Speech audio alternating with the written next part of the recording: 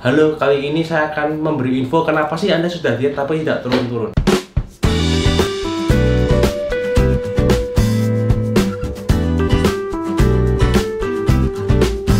Jadi, Anda diet dan tidak turun itu biasanya ada beberapa faktor.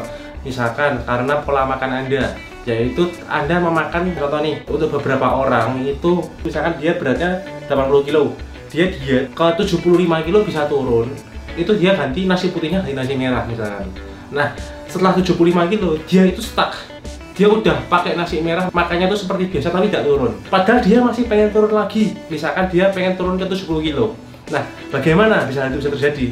Karena di angka tertentu tubuh itu harus defisit kalori lebih besar. Contoh, dia sehari waktu itu masih makan 1600 kalori. Nah, dia stoknya di 75 kilo. Nah, ketika dia mengganti nasi merahnya dengan misalkan sayur, maka kalorinya akan lebih turun rendah lagi, sehingga dia bisa turun dari 75 sampai ke 70 kilo. Nah, itu yang dimaksud dengan defisit kalori yang saya sebut adalah kalori yang masuk harus lebih kecil daripada kalori yang keluar. Nah, ketika dia sudah menyentuh 70 kilo dengan menghilangkan nasi merah yang sudah ganti sayur tadi, dia akan stuck lagi, padahal dia pengen lagi ke 65 kilo.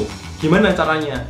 Nah, caranya dengan berolahraga, yaitu tadi kan sudah ditekan yang kalori masuk, kalori yang keluar harus diperbesar dengan olahraga.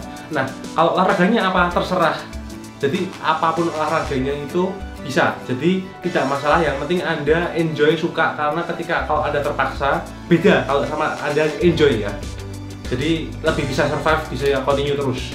Dan pada dasarnya kalian ini kalau misalkan tambah umur itu metabolisme memang menurun. Jadi kalau dengan pola makan yang sama, dengan gaya hidup yang sama, kalian bawa terus sampai kalian jalan umurnya kalian tambah terus, makin lama kalian lebih mudah menimbun lemak. Kalau nggak percaya, kalian lihat, kalian dulu makan banyak 5 tahun atau 10 tahun kemudian kalian makan serupa, perut kalian akan cek lebih besar yang mana perut kalian?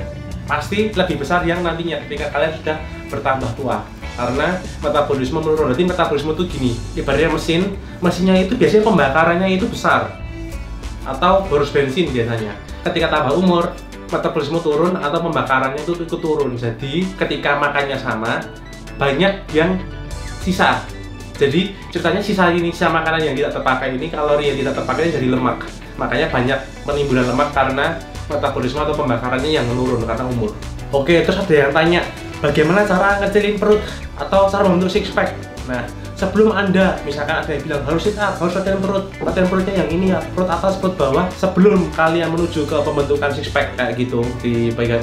Jika Anda menginginkan perut six pack, Anda perlu ketahui, bukan Anda latihan perut gila-gilaan, tapi Anda harus pangkas lemaknya dulu. Karena gini, misalkan kalian udah latihan perut gila-gilaan terus, padahal fat kalian masih banyak.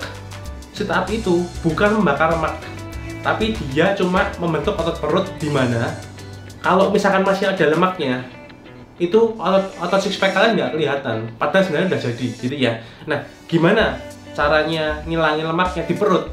Nah, ya seperti tadi saya bilang, defisit kalori. Jadi kalau ada yang berpikiran bahwa makannya seperti biasa, terus latihan sit up gitu gila-gilaan pengen six pack, ya susah. Karena apa? Makanya tetap yaitu lemaknya belum berkurang karena tidak defisit kalori.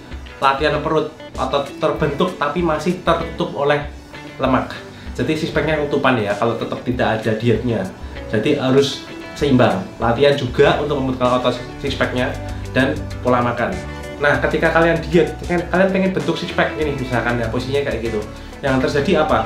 Kalian tidak bisa fokus untuk hajar lemak yang ada di perut saja. Ketika kalian defisit kalori dan kalian latihan perut, ini yang terpangkas bukan cuma lemak di perut, tapi semua, mulai dari lengan, semua badan seluruh tubuh sampai pipi, semua itu lemaknya ikut hilang. Jadi kalau khusus untuk perut aja itu nggak bisa. Jadi setiap orang bisa berbeda-beda. Contohnya berbeda begini, misalkan nih saya ini orangnya mudah gemuk. Orang yang mudah gemuk pun itu juga berbeda. Contoh nih, ini saya lama nggak nge-gym, terus saya naik 3 kilo kan.